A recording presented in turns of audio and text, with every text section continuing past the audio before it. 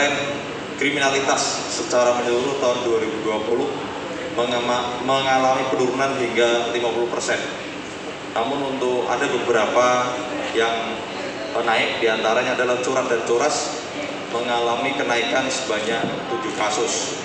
Kemudian sasaran pelaku naik 7 perkara tersebut.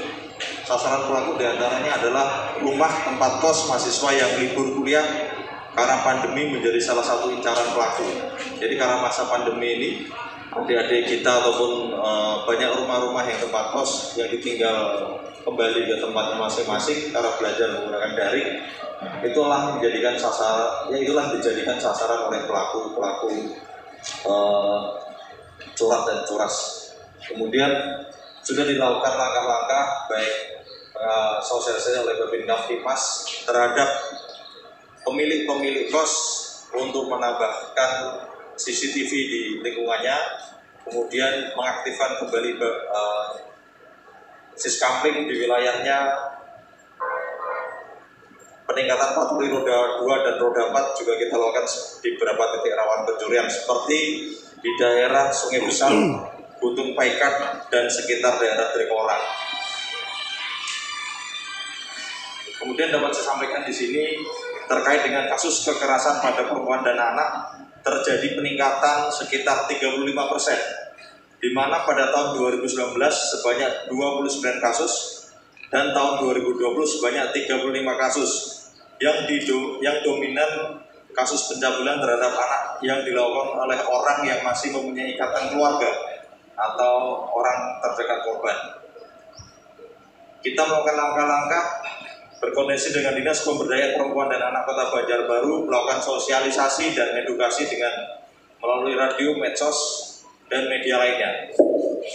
Kemudian untuk ungkap kasus menonjol yang berhasil diungkap untuk jajaran Satreskrim diantaranya adalah pencurian yang bernilai 500 juta dan penipuan online yang bernilai ratusan juta rupiah.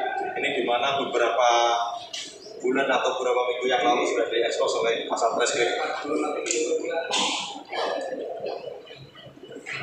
Kita menuju ke lalu lintas. Untuk laka lantas terjadi penurunan di mana pada tahun 2019 terjadi sebanyak 801 kasus dan tahun 2020 sebanyak 616 kasus atau turun sebanyak 36%.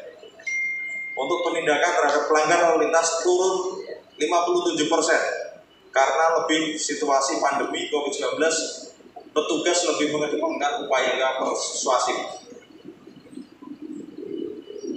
Dalam operasi-operasi yang digelar oleh Satlantas lebih mengedepankan upaya-upaya edukasi, himbauan dan bakti sosial di mana terus mengingatkan akan pentingnya keselamatan pengguna jalan dengan patuh aturan dalam lalu lintas serta patuh protokol COVID-19.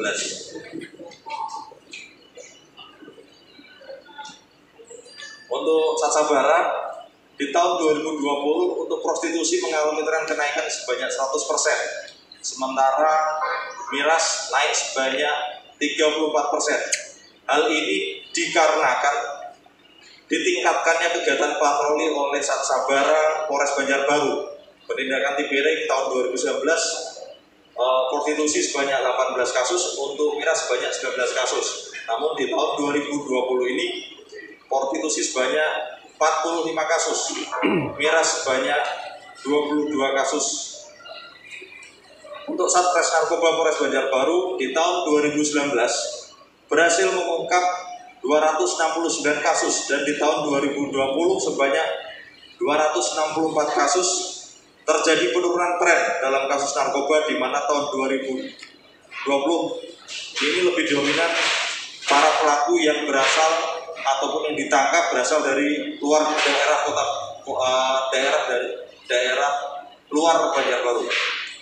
Kasus menonjol diungkap di kota Banjarbaru yang mana ditemukan barang bukti seberat 909,52 gram sabu-sabu senilai 1,2 miliar. Dari 2 orang tersangka di samping SMP 9 Kota Banjarbaru Landasan Ulin. Selain upaya-upaya Harkamtimas ataupun tindak pidana, Polres Banjarbaru juga melaksanakan kegiatan-kegiatan lain.